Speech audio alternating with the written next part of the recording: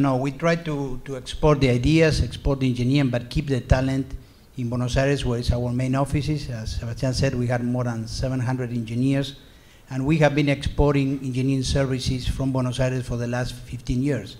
We have exported more than 2 million hours in engineers.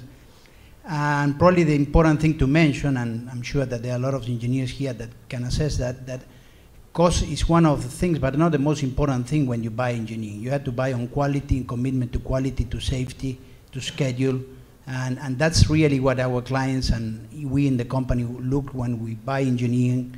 So engineering is very important on the future of the project, because even it's a small portion, can be 10% of the total amount of the project, but at the end the impact and the value of that engineer can be paid 10 times more in constructions if mistakes are made in, or much more during operations of a plant or whatever.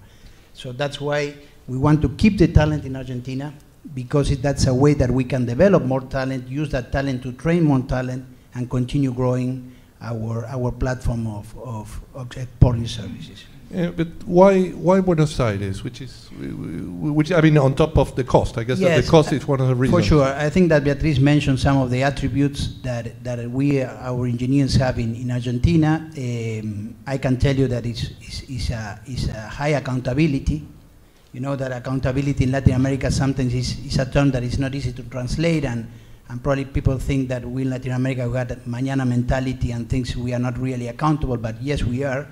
And accountability is a big thing on exporting engineering, commitment to quality, knowledge of the codes and the standards, another very important thing. And the flexibility. You know, what we have found on the engineers from Argentina, that they are really able to learn very quickly, to adapt to different cultures, and really work very close to the client with a high commitment to success.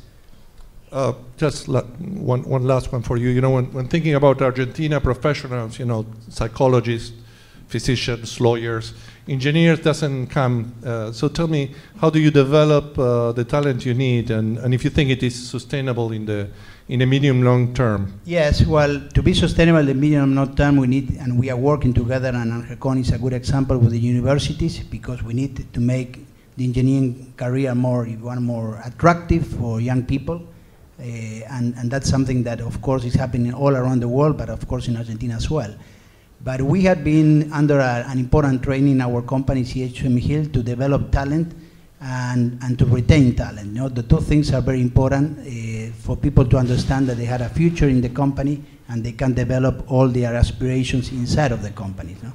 I think the big challenge of companies is to keep entrepreneurs inside of the company, and that's what we look in CHM Hill.